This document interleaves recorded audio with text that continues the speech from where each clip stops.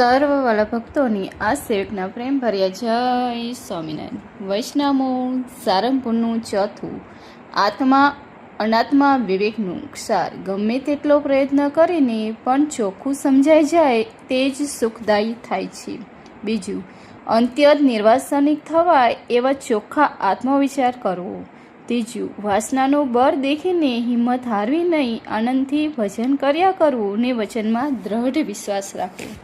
સ્વામિનારાયણ હરે. સંવત 1877 શ્રાવણ વદી 8મીને દિવસે શ્રીજી મહારાજ ગામ શ્રી સારંગપુર મધ્યે જીવા ખાચરના ઓરડાની ઓસરીએ ઢોલિયા ઉપર ઉત્તર મુખારવિંદે બિરાજમાન હતા અને મસ્તક શ્વેત ભાગ બાંધી છે ને શ્વેત પછેડી ઓઢી છે ને શ્વેત ખેસ પહેર્યો છે ને પોતાના મુખારવિંદની આગળ મુનિ તથા દેશ દેશના હરિભક્તની સભા ભરાઈને બેઠી છે. પછી સ્વય પ્રકાશાનંદ સ્વામીએ પ્રશ્ન પૂછ્યો છે, હે મહારાજ, આત્મા અનાત્માની ચોખ્ખી જે વિગતિ તે કેમ સમજવી ને જે સમજે કરીને આત્મા અનાત્મા કેમ સમજાય નહીં? પછી શ્રીજી મહારાજ બોલ્યા છે, એક શ્લોકે કરીને અથવા 2 શ્લોકે કરીને અથવા 5 શ્લોકે કરીને અથવા 100 શ્લોક કરીને અથવા 1000 શ્લોકે કરીને ચોખ્ખું સમજાય તે ઠીક છે.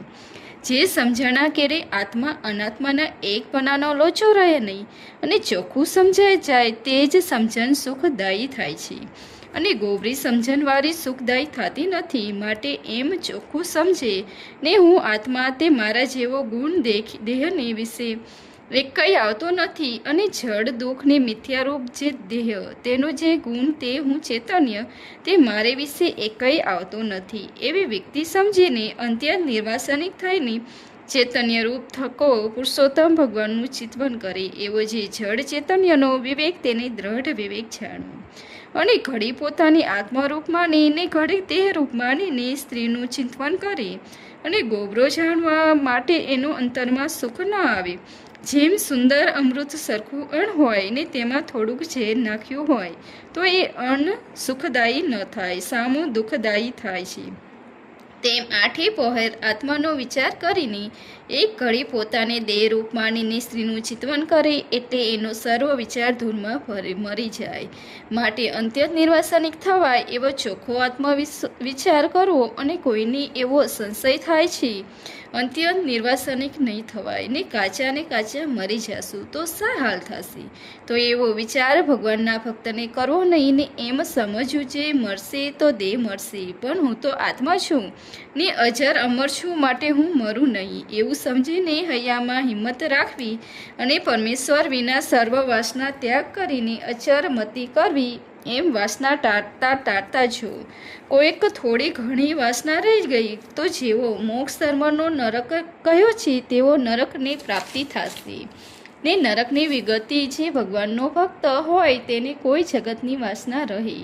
તેની ઇન્દ્રાદિક દેવતાના જે લોક તેની પ્રાપ્તિ થાય ને તે લોકની વિશે જઈને અપ્સરાઓ તથા વિમાન તથા મણિમય મહો લાત્ય એ આદિ જઈને જે વૈભવ એ સર્વ પરમેશ્વરના ધામની આગળ નરક જેવો છે તેને ભોગવે છે. પણ વિમુખ જીવની પેઠે યમપુરીમાં જાય નહીં અને 84માં પણ જાય નહીં. માટે જો સવાસનિક ભગવાનના ભક્ત હશો તો પણ ઘણું થશે તો દેવતા થવું પડશે ને દેવતામાંથી પડશો તો મનુષ્ય થશો ને મનુષ્ય થઈને વળી પાસી ભગવાનની ભક્તિ કરીને નિર્વાસનિક થઈને અંતે ભગવાનના ધામને પામશો. પણ વિમુખ જીવની પેઠે નરક 84ને નહીં ભોગવું.